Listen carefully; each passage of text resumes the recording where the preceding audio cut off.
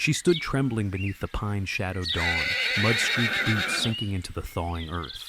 In her tiny hand was a rope, frayed, knotted, and tied to the halter of the only thing she had left in this world, a weathered old Mustang named Spirit. No saddle, no money, no one left to ask. Only a 6-year-old girl, and the horse she'd raised from a foal now led to a dusty auction yard where she hoped his price might buy her mother another week of breath. She didn't come to say goodbye. She came to trade everything she... The morning sun rose pale and soft over Silver Oak Ranch, casting a muted golden light across the frost-dusted fields of rural Telluride, Colorado. Snow still clung to the far ridges of the San Juan Mountains, reluctant to surrender to spring's slow return. In the crisp, pine-scented air, the world felt peaceful, at least on the surface. Annie Carter, 6 years old, was small for her age, but strong in spirit. She had tangled auburn curls that spilled messily from beneath her wool-knit cap, and wide hazel eyes full of quiet understanding beyond her years. Her cheeks were pink from the cold, but her steps were light as she skipped through the pasture's edge with a rusty tin bucket clanging softly against her leg. Each morning, she brought a treat to Spirit, the dapple-gray Mustang who had been her best friend since the day he arrived at the ranch. Spirit, now 8 years old, stood near the old split-rail fence, his coat shimmering silver and charcoal in the morning light. His mane, long and slightly wind-tossed, framed eyes that held an unusual stillness, intelligent, calm, and endlessly loyal. There were a few white scars on his flank from the rough days before he was rescued, but now he was muscular, well-fed, and trusted only 2 people in the world, Annie and her mother. Rebecca Carter, Annie's mother, was a tall, lean woman in her early 30s with soft cheekbones and long brown hair usually pulled back in a messy braid. Her skin was pale, and her eyes, once a striking green, were now dulled with exhaustion and something deeper, the slow erosion of chronic pain. Rebecca had once been a veterinarian's assistant before Annie was born, known in town for her gentleness with animals and her unwavering patience. But the years had taken their toll. Her husband died in a construction accident shortly after Annie turned 2, and since then, Rebecca had run the ranch alone with only the help of neighbors and her daughter. That morning, she stood at the porch steps with a cup of weak coffee warming her hands, wearing a faded denim jacket over a patched wool sweater. She was smiling at Annie, though her shoulders were tense, and there was a grayness to her lips that worried the child more than she let on. "Don't let him nibble your coat again," Rebecca called out with a tired chuckle. Annie giggled. "He only does it when I wear the red one." Spirit nickered softly and trotted up to Annie as she held out the treat, sliced apple and oat cookies wrapped in a piece of flannel. He took them delicately from her hand and bumped her shoulder with his nose. "See," Annie whispered. "He still remembers you made these with honey last week." Rebecca had just begun stepping down the porch when it happened. One moment she was smiling. The next, her legs buckled like the ground had vanished beneath her. The coffee cup shattered on the step, and she crumpled sideways, her body jerking slightly before going still. "Mom!" Annie screamed, dropping the bucket. She ran as fast as her legs could carry her, Spirit trailing her closely until she reached her mother's side. Rebecca's face was pale, her breathing shallow and erratic. "Help!" Annie cried. "Somebody help!" Down the road, Sheriff Hank Bennett was driving his dusty brown patrol truck, as he did every morning to check in on the rural households beyond town. He was in his late 50s, with broad shoulders and a face lined by years of wind, sun, and quiet disappointment. His dark green sheriff's jacket hung slightly loose on his frame, and his hair, once black, was mostly silver now, tucked under a wide-brimmed hat. Hank had known Rebecca since high school, though their paths had diverged long ago. When he spotted the frantic child in the yard, waving her arms, he pulled off the road in seconds. Hank rushed up the porch and crouched beside Rebecca, checking her pulse with steady hands. "She's breathing," he said gently to Annie. "Barely, but she is. Let's get her help." He carried Rebecca to his truck with surprising ease, then returned to help Annie climb into the front seat, wrapping her in a wool blanket from behind the seat. Spirit neighed frantically, hooves dancing near the fence. "It's okay," Spirit, Annie whispered through the window, tears streaming down her cheeks. I'll come back. At Telluride Regional Clinic, Rebecca was admitted immediately. The diagnosis came hours later. It was a severe autoimmune condition, likely systemic, but had gone undetected for too long. Her body was attacking itself. The doctor spoke in words too big for Annie, but she understood two things. Her mother was very sick, and treatment was expensive. That evening, under the orange-tinged sky, Annie sat in the barn beside Spirit, curled in a pile of straw. Her hands clutched a crumpled brochure someone had left on the clinic counter, a flyer for the annual Four Corners horse auction held in Durango, a place where trained horses often went for thousands. Enough, maybe, to help her mom. I don't want to, Annie whispered, her voice barely audible. Spirit stood still beside her, head lowered, resting lightly against her shoulder. But I have to. For Mom. Spirit didn't react at first. Then, slowly, he shifted his weight and nudged the flyer with his muzzle. His eyes met hers, those deep, knowing eyes that had always seen more than they should. He didn't fight. He didn't bolt. He just stood there, watching her, as if to say, if this is what you must do, I will not stop you. That night, the frost came early. The stars above the Carter Ranch shimmered cold and bright. In the distance, the mountains loomed quietly under the darkening sky, unaware of the tiny girl who cried silently into the mane of a horse that had once been saved and now would have to save in return. The Four Corners horse auction was held every spring in Durango, Colorado, in a wide fairground nestled between pine-covered hills and an old railway yard. That morning, the air smelled of dust, hay, and anticipation. Trucks and trailers lined the dirt lot. Men in wide-brimmed hats checked papers, and horses neighed nervously behind corrals. Annie Carter sat stiffly in the back seat of Sheriff Hank's truck, her hands clutching the frayed, lead rope tied gently around Spirit's halter. Her mother was still at the hospital, unaware of her daughter's plan. Maggie Simmons, an older woman with salt and pepper curls tied under a turquoise bandana, rode in the front seat beside Hank. She was a retired rodeo rider who now volunteered at animal rescues and had stepped in to help after hearing Annie's story. Maggie, in her early 60s, had a wiry build and a voice like worn leather, rough but warm. Her hands bore years of rope burns and ranch work, but her eyes were kind, always scanning her surroundings with sharp intuition. She had once lost her own son to an accident in Wyoming and had since taken to watching over strays, human and animal alike. You sure you want to go through with this, sweetheart? She asked over her shoulder, her voice softer than usual. Annie didn't answer.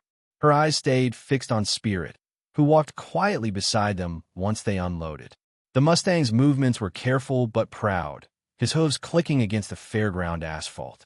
His ears flicked at every sound, but he stayed close to Annie's side. As they entered the staging pen, eyes turned. Spirit stood out, his coat a swirl of storm gray and silver, his form powerful but calm. Ranchers and buyers leaned over the rails, murmuring with interest. A man in a weathered suede jacket tapped his clipboard and made a note.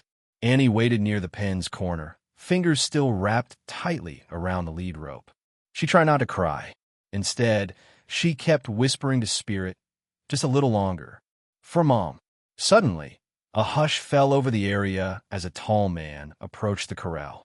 He stood with one hand in his coat pocket and the other resting on the rail. Ethan Cole, maybe in his early 40s, had a lean, rangy build like a man used to working in silence. His face was weathered, lined and tanned, but not unkind. His dark brown hair was streaked with gray, and a short beard framed a strong jaw. But it was his eyes that made Annie shiver. They were a deep, stormy blue, haunted as if they'd seen too much. He didn't speak, just watched. Spirit immediately reacted. The Mustang's body stiffened, his ears flattened slightly, and he shifted his weight, not in fear but in unease. Annie looked up sharply. Spirit, she whispered. Ethan blinked slowly. His eyes softened for a moment, then he stepped back. The auction began shortly after. The auctioneer, a burly man with a booming voice named Tommy Garrett, wore a BOLO tie and a wide smile. He was in his late 50s with a paunch that pressed against his plaid shirt. He waved his hands theatrically and launched into the bidding with practiced ease. Next up, Lot 47. 8-year-old Mustang gelding. Halter trained, sound, responsive. Look at that coat, folks. Spirit walked into the ring with his usual grace. Gasps went up from the crowd. A woman in a pink ranch vest whispered to her husband. Someone in the back raised their paddle. 2,000. 2,000, I see, 25. 3. 3-5. Annie stood with Maggie near the ring's gate, her heart thudding in her chest. She could barely hear the numbers. She saw Spirit's ears flicking again, unsettled, his hooves scuffing slightly at the sawdust. 4,000. Then Ethan stepped forward and calmly lifted his paddle. 5,000. A hush. A few heads turned. The auctioneer paused. 5,000 from bidder 112. That's a strong number, folks. A few more paddles hesitantly lifted, but Ethan didn't budge. He raised his paddle again, silent. 6,000. No one matched it. Sold. The gavel came down. To bidder 112. Annie's knees nearly buckled. After the crowd dispersed, Ethan waited quietly near the payment tent. Maggie approached him with Annie hiding behind her coat. Why such a high bid? Maggie asked. Ethan didn't answer immediately. He looked at Spirit, who now stood several yards away, his body still tense, his eyes trained on Ethan. Not in fear, in memory. I knew that horse, Ethan finally said. Years ago. Maggie tilted her head. From where? He hesitated. From before he got this calm. He didn't used to let anyone near him. Except my wife. She passed 5 years ago. The horse vanished after the flood. Maggie studied him carefully. Annie peeked around her shoulder. That's Spirit, Annie said softly. He's mine. Ethan crouched, leveling his eyes with hers. He was my wife's before he was anyone's. We called him Thunder back then. He used to bolt from everything. Took her months to earn his trust. Spirit, still leashed, tugged gently in Annie's grip. His ears twitched. Then, slowly, he stepped forward, his muzzle brushing Ethan's coat. Ethan reached out and placed a hand on Spirit's neck. For a moment, he closed his eyes. Then he looked at Annie again. Why were you selling him? Annie's voice cracked. For my mom. She's sick. Real sick. Ethan straightened. The shadows in his eyes deepened. I'll take care of him, he said after a moment. And you? Annie looked confused. What? I'm not taking him far, Ethan replied. Not without making sure your mom gets better. You trusted him. That's enough for me. Maggie's voice lowered. You're not just buying a horse, Mr. Cole. You're stepping into someone's fight. Ethan nodded. I know. I've lost too many fights already. The sun dipped low behind the ridge, casting the fairground in amber hues. Spirit stood between the two, his past behind him, his future uncertain. And Annie, holding tight to the frayed lead rope, didn't know what had just changed, but something had. The morning fog clung low to the ground as frost silvered the pasture surrounding Silver Oak Ranch, softening the sharp outlines of fence posts and worn barn doors. It was the last day before Spirit was supposed to be delivered to Ethan Cole's property, and the stillness in the air felt brittle, like glass waiting to crack. Annie Carter stood on the porch bundled in a too large flannel coat, her boots damp from morning dew. Her small hands gripped the edge of the railing as her eyes swept the pasture. Empty. Spirit? She called again, voice catching. Only silence answered. The gate to the corral hung open, swinging slightly on its rusted hinges. The lead rope Annie had tied, so carefully the night before, lay curled like a dead snake in the dirt. Panic began to bloom behind her ribs, slow and choking. She ran barefoot down the steps and across the yard, mud sucking at her feet as she shouted for him again and again. Inside the house, Rebecca Carter stirred from her sleep. Her condition had worsened since the diagnosis. The once strong woman now moved slowly, her steps unsteady, the color drained from her face. Her eyes, though dimmed by fatigue, sharpened when she heard Annie's cries. She emerged in a robe too thin for the cold and leaned heavily on the doorframe, her voice barely rising above a whisper. Annie? What is it? He's gone, Mama, Annie said through tears. Spirit's gone. Rebecca's hand clutched the frame harder. Within the hour, word had spread through the tight-knit town of Telluride. Rumors traveled fast in mountain communities, faster than common sense, faster than truth. By noon, Sheriff Hank Bennett had shown up at the ranch again, his eyes tired beneath the brim of his weathered hat. "They're saying you let him loose," he told Rebecca, not unkindly. "Or worse, that you never planned to hand him over after taking Ethan's money." Rebecca's face flushed with shame, but her voice was clear. "We haven't seen $1 yet." Ethan agreed to finalize payment on delivery. Hank nodded slowly. "I figured. But folks talk. Ethan's gone back up to his property. He seemed more confused than angry, but I could tell he's upset." Maggie Simmons arrived next, her boots crunching on the gravel drive.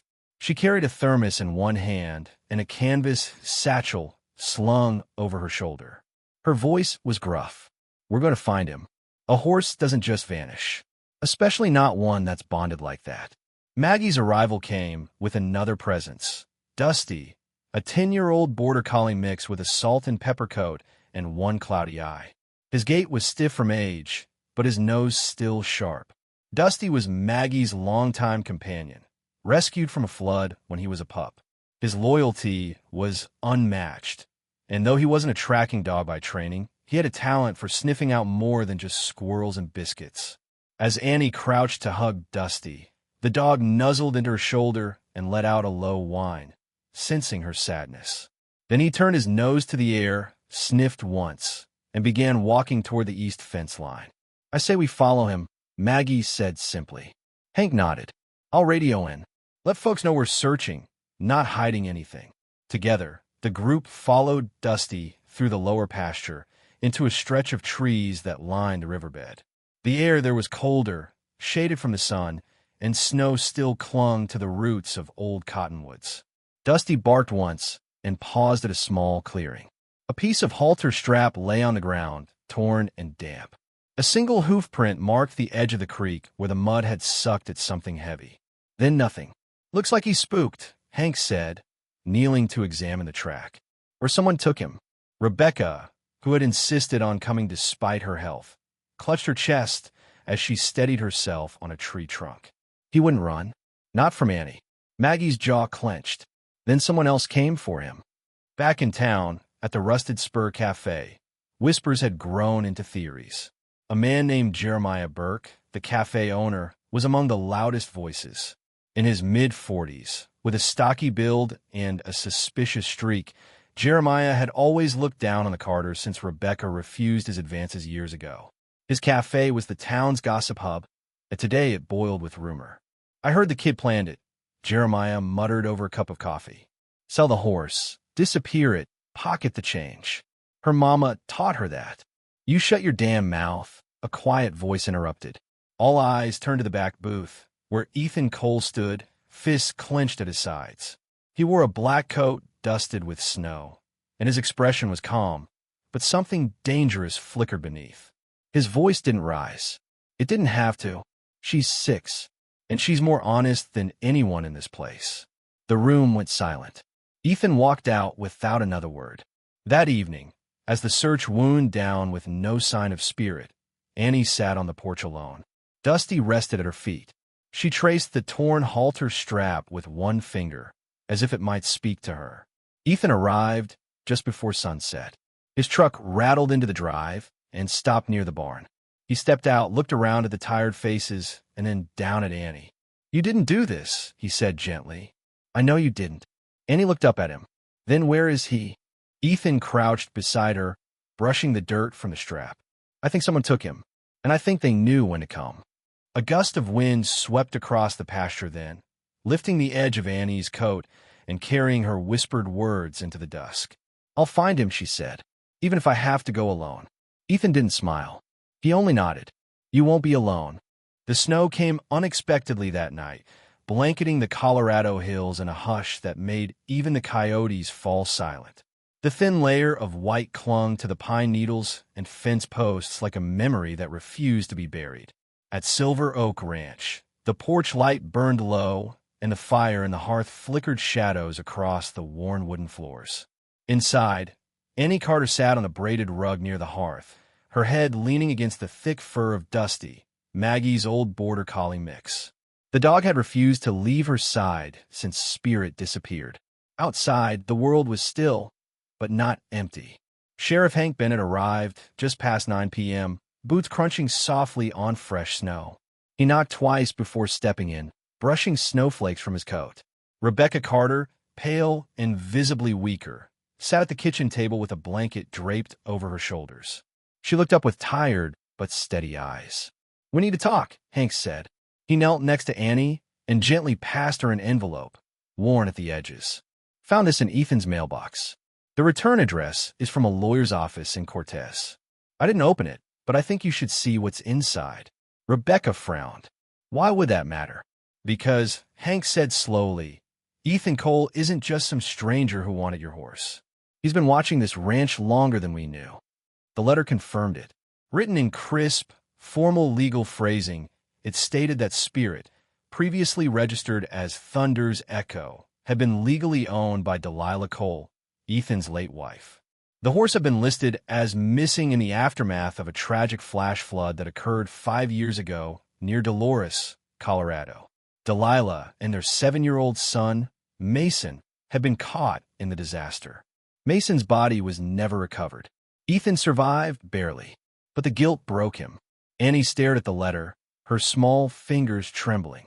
"He lost everything," Hank added, his voice quieter now. "His family, his home, even the horse they raised together." Rebecca looked down at her hands.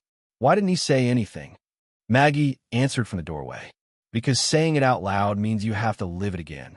The next morning, Ethan Cole stood near the edge of a frozen creek just outside of Valley Ridge, a small wooded area bordering the county. He wore the same black coat from the auction, now dusted with flakes. His jaw was unshaven, his eyes rimmed red. He was alone, except for Clara Monahan, a woman in her early 50s with a sharp chin and shoulder-length gray hair, pulled back in a loose ponytail. Clara was the local archivist, keeper of county records, and an old friend of Ethan's late wife.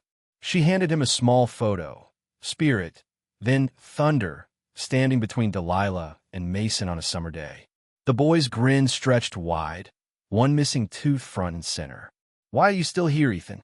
Clara asked gently. He didn't look at her. "Because that girl, Annie," she looked at him like Delilah used to, and he looked back like he remembered. Clara sighed. "You can't get the past back by reclaiming its pieces." Ethan finally turned to her. "I wasn't trying to steal him. I just wanted to not feel like I failed everything." Later that day, back at Silver Oak, Hank met Ethan on the edge of the property. "You planning to keep ghosting them forever?" Hank asked. Ethan didn't answer. Hank crossed his arms. "She's looking for him, you know. That little girl. Out in the woods. By the river. In the dark." Ethan's jaw clenched. "I've been keeping watch. You think that counts as help?" Hank asked, stepping forward. "I know you're grieving. Hell, half the people in this town carry ghosts in their coat pockets. But Annie and Rebecca, they don't need a shadow. They need a man."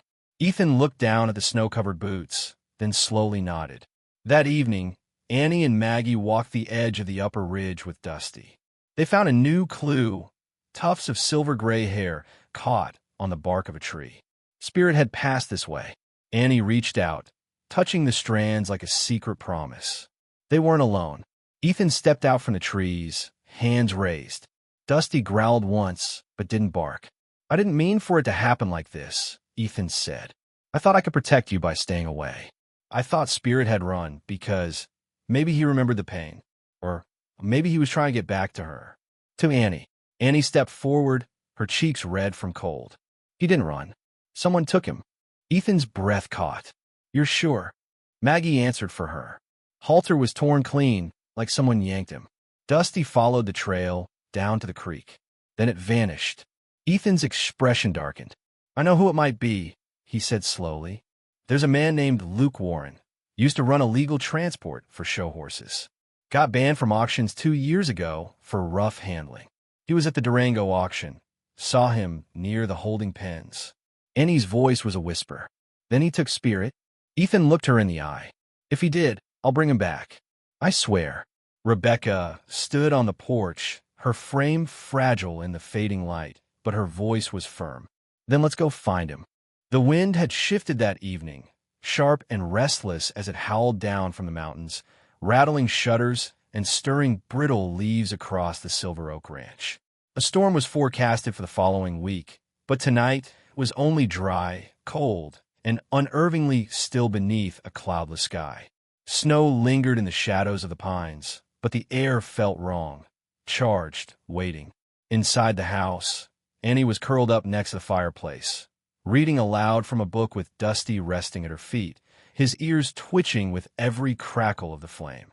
Rebecca, wrapped in a patchwork quilt on the nearby couch, nodded off quietly, her breathing shallow but steady. The warmth of the hearth made the house feel almost safe again. But out beyond the pasture, hidden in the dark tree line, someone watched. Luke Warren was a broad man in his late 40s, with a thick neck, small angry eyes, and hands like bricks. His hair was cut short and greasy beneath a stained trucker cap. He smelled of diesel and old tobacco. Luke had been banned from every reputable auction house west of the Mississippi for abuse, but he always found new ways to make money, especially when revenge was involved. He hadn't come for Annie or her mother. He'd come for Ethan Cole, the man who humiliated him at the Durango auction. The man who took back what Luke thought he'd already claimed. Spirit, the rare Mustang with the kind of training you couldn't buy. Luke thought Ethan lived on the ranch. He'd done just enough surveillance to be wrong. So he waited until the lights dimmed and the ranch fell quiet. Then he poured gasoline around the barn's foundation and lit a flare. By the time the flames reached the hayloft, the explosion rocked the valley like thunder. Annie was thrown from the floor, Dusty barking wildly. Rebecca tried to rise but collapsed back into the couch with a gasp, smoke already curling under the door. The flames had moved faster than they should have. Dry wood, old wiring, and accelerant. The barn was gone within minutes. Fire consumed the pasture fence and licked at the house's porch. Panic took over. Annie screamed for her mother, dragging a blanket to wrap her in, trying to help her up. But Rebecca's body refused to move fast enough. The windows cracked, the smoke thickened, and then a whinny, a long, sharp cry that cut through the roar of flame like lightning through a storm. Spirit. He burst through the tree line, mane wild, eyes wide but focused. His coat was flecked with soot, and his chest heaved with effort. He had a long scratch down his side, not from fire, but from wire fencing. Wherever he'd been, he had fought his way free. He didn't hesitate. He charged the front porch, hooves clattering against wood as he leaned into the door with his weight. Annie threw it open just as the fire reached the front window. The heat was unbearable. Dusty led the way, barking at Spirit, who dipped his head low. Annie helped her mother onto the horse's back. An impossible feat for a child her size, but Spirit knelt as if he understood. Annie climbed up behind Rebecca, holding her tightly. "Go," she whispered. Spirit turned and leapt from the porch just as the roof collapsed behind them. They galloped through smoke and sparks, Rebecca limp, Annie coughing, her arms locked around her mother's waist. They didn't stop until they reached the dirt road at the base of the ranch. That's when Annie realized Ethan hadn't come out, because he hadn't been there. He'd seen the smoke from his truck half a mile down the hill. By the time he reached the burning house, Spirit was already gone, and the porch had collapsed in on itself. But Ethan didn't pause. He ran through the side, covering his mouth with his coat sleeve, shouting for Rebecca and Annie. He found nothing but heat and ruin. Then a cough. Faint but real. He followed the sound to the pantry, where the old root cellar door stood ajar. He pushed it open and found a shape slumped against the stone wall. It wasn't Rebecca. It was Luke Warren, coughing, choking, trying to crawl out. Ethan stared at him for a moment, then turned without a word and kept going. He found the dog first, Dusty, limping, leading him back toward the dirt road. Then at last he saw them. Rebecca, conscious now, but weak, lying in the snow. Annie beside her, Spirit pacing nervously in a circle. Ethan collapsed at their feet. Blood stained the side of his coat. A wooden beam had struck him across the shoulder and head when he broke through the pantry wall. His arm hung useless, and he could barely breathe. But he smiled when he saw them. "You made it," he whispered. Annie reached for his hand. You came. Sirens echoed down the valley moments later. The volunteer fire department from Telluride arrived first, followed by Sheriff Hank in his squad car. Medical responders lifted Rebecca and Ethan onto stretchers. Maggie, having heard the call on a radio scanner, arrived breathless, eyes wide with horror. Is he alive? She asked Annie. Annie nodded. He saved her. As they loaded Ethan into the ambulance, Hank turned to the firefighters. Check the cellar. There's someone else in there. If he's still breathing, he's got some explaining to do. The days after the fire passed in a quiet haze of ash and healing. Snow continued to fall over Telluride, covering the blackened earth around Silver Oak Ranch like a soft white apology. Only the stone chimney remained standing among the wreckage, casting a long shadow on the hill each morning as if mourning the past. Annie Carter spent most of her time inside the makeshift shelter Sheriff Hank and Maggie Simmons had helped build from salvaged timber and tarps behind the barn ruins. They'd moved her mother's bed there too, propped up near a wood-burning stove, blankets piled high. Rebecca's strength was returning slowly. Her cheeks, once sallow, had begun to show faint color again, and her hands no longer trembled when she held a cup of tea. Though she could barely walk more than a few steps at a time, her voice had regained its steadiness. I owe my life to a horse, she whispered one morning, gazing at the scorched fields beyond the frost-flecked windows. No, said Annie, who sat brushing Dusty's graying fur. You owe it to him. She pointed outside. Spirit, his body still bandaged along one flank and his front leg braced lightly for support, stood quietly near the fence, tail swishing gently. His coat had grown dull with soot and healing, but his eyes, those intelligent, weather-worn eyes, were just as steady. The vet had warned they might lose him after the fire. His lungs had taken in too much smoke. But Spirit didn't surrender. Not once.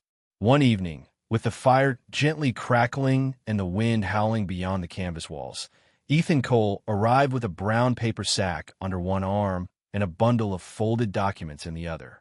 His shoulder was still in a sling, and a bruise bloomed down the left side of his face where the beam had struck him. He'd been recovering in silence at a cabin just outside the city limits, reluctant to return until he had something more to offer than apology. Annie rushed out to greet him, boots crunching in the fresh snow. You're okay. He knelt slowly, careful of his arm, and managed a smile. Takes more than a burning roof to finish me.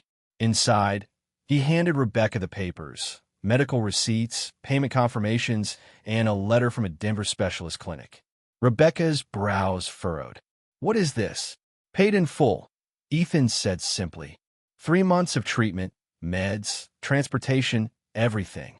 There's a second folder, too, for long-term recovery. Rebecca stared at the papers, tears pricking the corners of her eyes. Why would you do this? Ethan didn't answer right away. His gaze drifted towards Spirit, who had turned to watch from outside the window. Because I failed once, he said quietly. I can't undo that, but I could try to make it mean something. Annie looked up at him. What do you mean, fail? Ethan sighed and sat carefully in the old rocking chair beside the stove. When the flood came, he began, Delilah, my wife, was trying to get Mason out. The current swept the barn. Thunder, Spirit was inside. I got out. Barely. I never saw them again. His voice cracked slightly, and Maggie, who had slipped in unnoticed behind him, placed a warm hand on his shoulder. I should have gone back. I should have stayed. But I froze. I watched the whole place go under, and I just couldn't move. Spirit survived, Annie said softly. Ethan nodded, and he paid for my fear with scars. He turned to look Annie in the eyes. And you gave him back what I lost. That night, the stars burned bright above the hills, undisturbed by wind or cloud. Ethan stayed late, helping Hank and Maggie stack firewood and repair what remained of the chicken coop. Rebecca, though still fragile, had begun to sit up longer each day, giving orders and laughing again. Annie slept beside Spirit in the hay shelter, wrapped in a blanket and her old red coat, reading aloud from the same book she'd read by the fire weeks before. In the days that followed, Ethan came more often. He brought planks to rebuild the barn, tools, and small comforts, coffee, oatmeal, even a wooden toy horse he'd carved for Annie. Slowly, the pieces of the ranch began to knit themselves back together. Spirit's recovery, though slower, was nothing short of miraculous. The vet, Dr. Marla Keene, a no-nonsense woman in her early 50s with short white blonde hair and a weathered denim vest over thermal layers, was astonished every time she visited. "That horse," she'd mutter while checking his lungs. "Either he's made of fire himself, or someone up there's got plans for him." By the first melt of spring, Spirit had begun to trot again. His limp remained, a quiet reminder of what he'd run through, but there was strength in his legs and pride in his gait. One morning, after checking the fence line, Ethan returned to find Annie standing beside Spirit with a new halter in her hand, bright blue, stitched with his name. "I wanted to stay here," she said. "Forever." Ethan placed a hand on her shoulder. "He's yours." "But he was yours," she replied. "He belonged to Delilah," Ethan said. "But he chose you." They watched Spirit nuzzle into the crook of Annie's arm, resting his head there, content. The final piece of paperwork was signed that afternoon. Spirit would remain at Silver Oak Ranch in Annie's name. Ethan had quietly arranged for legal transfer, along with a modest trust to support the ranch through recovery. The next Sunday, the town gathered for a small outdoor service near the still-charred remains of the original barn. Sheriff Hank spoke briefly about courage and fire and the strange ways in which family forms. Maggie read a prayer for healing. Annie, in her patched red coat, stood tall beside Spirit and simply said, "He saved us. So now we take care of him." The townsfolk stayed after the service, helping to raise beams for the new barn, sharing food, stories, and a little bit of forgiveness. Spirit's final footsteps that day weren't loud or dramatic. They were quiet, sure, and full of peace, as he walked beside Annie through the field of new grass where ash once lay. Sometimes, the ones who save us aren't the strongest or the loudest, but the ones who simply refuse to give up on us. Spirit didn't speak, but his actions reminded us of a truth we often forget. Love is shown in presence, in sacrifice, in the quiet decision to stand by someone when it's hardest. Whether it's a child, a parent, or even a wounded horse, healing begins where loyalty lives. In our everyday lives, we all carry burdens, illness, loss, regret, but we also carry the power to protect, to forgive, and to rebuild. Like Ethan, like Annie, like Spirit, we're not defined by what broke us, but by what we chose to do next. If this story touched your heart, please share it with someone who needs a little hope today. Leave a comment below with your thoughts, or simply write them in to bless the journey of families like Annie's, and maybe your own too. Subscribe to the channel so you won't miss the